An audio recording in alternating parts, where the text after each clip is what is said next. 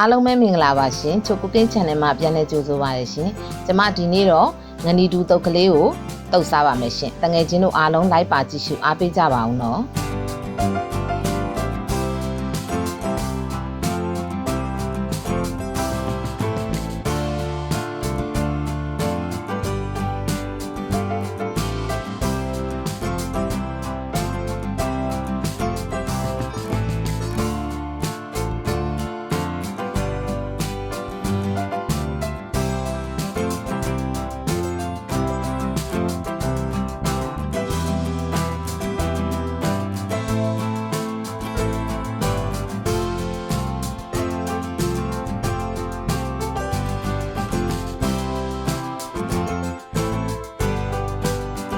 ဟုတ်ကဲ့အရင်ဦးဆုံးငနီတူတွေကိုကျမတို့ရေးစင်အောင်ဆေးလိုက်ပါမယ်နော်ပြီးသွားရင်တော့ကျမစကားလေးနဲ့ရေးစစ်ပြီးတော့လေတလက်အောင်ထားပါတယ်ပြီးသွားရင်တော့ကျမအဲဒီငနီတူလေးတွေကိုဒဲအိုးထဲမှာထည့်ပြီးတော့လှော်ပါမယ်ရှင်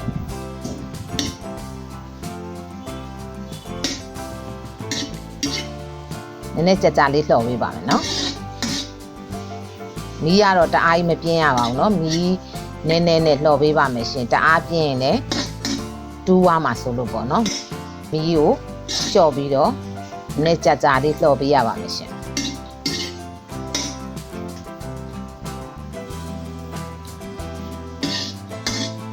โอเคအခုနေထားလောက်ဆိုရင်ရပါပြီเนาะ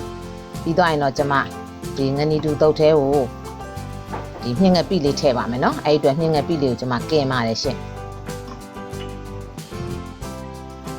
နှင်းငပိကိုအရန်ထည့်ကြမလို့ပါအောင်เนาะကျမနည်းနည်းလေးနှင်းငပိကထည့်တာနည်းနည်းလေးများသွားပါတယ်ရှင်တငယ်ချင်းတို့ကတော့နည်းနည်းလေး short ထည့်ပါเนาะနှင်းငပိကိုနည်းနည်းပဲထည့်ရပါတယ်ရှင်အရင်ဆုံးမီးကင်ပေးပါမယ်เนาะအခုနေထားလောက်ဆိုရင်เนาะနှင်းငပိရပါပြီရှင်ဟုတ်ကဲ့ငနီတူတုတ်ဖို့အတွက်ကျမကြက်သွန်လေးကိုပပတိပါမယ်ရှင်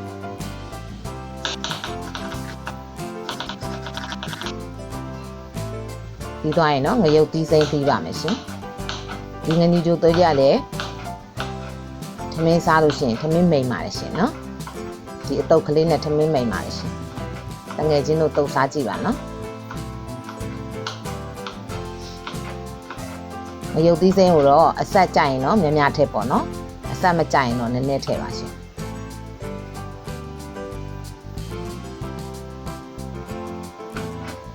ကျမကတော့အဆက်ကြိုက်တဲ့အတွက်များများလေးထည့်ပါတယ်ရှင်ပြီးရင်တော့ဒီအတုတ်ထဲထည့်ဖို့အတွက်တမယာသီးလှီးပါမယ်ရှင်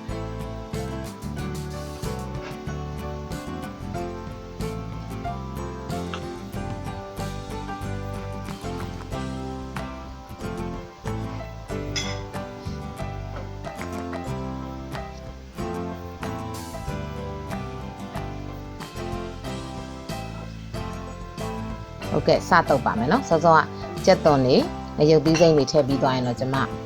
ငနီတူလေးထည့်ပါရရှင်ပြီးသွားရင်တော့ညင်ငပိထည့်ပါမယ်ရှင်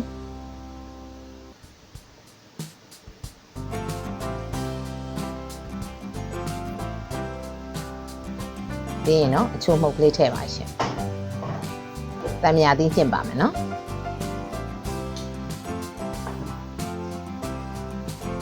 တမယာကြီးကိုနည်းနည်းများလေးညှစ်ပါမယ်ရှင်သူကချင်းငံဆက်လေးမှာစားလို့ကောင်းတာပါเนาะအဲ့ဒီအတွက်တမယာကြီးကိုနည်းနည်းများထည့်ပါမယ်ရှင်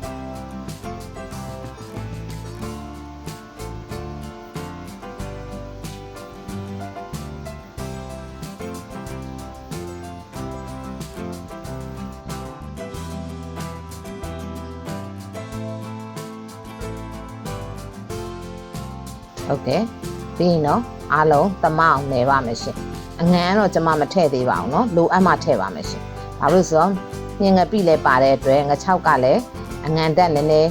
ပါတဲ့အတွက်ကျမအငန်းမထည့်ပါဘူးเนาะလိုအပ်မှထည့်ပါမယ်ရှင်ပြီးရင်ကျမကဒီအချင်အတွက်ပေါ့เนาะတန်မရခြင်းအပြင်ကိုကျမမကြီးခြင်းလေးပဲထည့်တော့ပါရရှင်ဒီဆူဆူလေးဖြစ်အောင်ပေါ့เนาะမကြီးခြင်းလေးပါထည့်ပြီးတော့တုပ်ပါရရှင်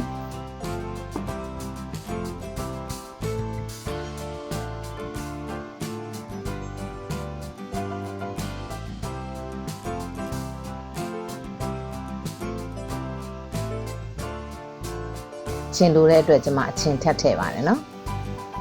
တမယာချင်းနဲ့ထပ်ထည့်မယ်ကျမတို့မကြီးချင်းလေးလည်းထည့်ပါမယ်ရှင်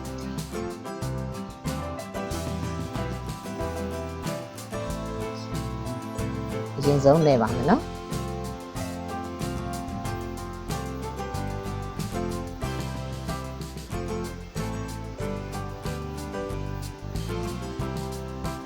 ပြီးရင်တော့ကျမမကြီးကျင်ထည့်ပါရှင်မကြီးကျင်လေးထည့်လိုက်တဲ့အခါကျတော့ဒီအတုပ်ကလေးကစိုးစိုးလေးဖြစ်သွားပါတယ်နော်မကြီးကျင်ရောတမ်းမြကျင်ရောဆိုစားလို့ကောင်းပါရှင်အခုနေထားလောက်ဆိုရင်တော့ရပါပြီနော်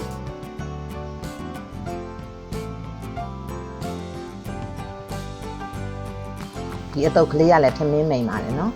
တငယ်ချင်းတို့တုပ်စားကြည့်ပါရှင်အခုဆိုရင်တော့အရသာကောင်းမွန်နဲ့ထမင်းစားလို့လည်းမိန်နဲ့ငနီကျူတုပ်ကလေးရပါပြီရှင်ကျမရဲ့ဗီဒီယိုလေးတွေကိုကြိုက်နှစ်သက်တယ်ဆိုရင်တော့ like and subscribe လေးလုပ်ပြီးတော့အားပေးခဲ့ကြပါအောင်နော်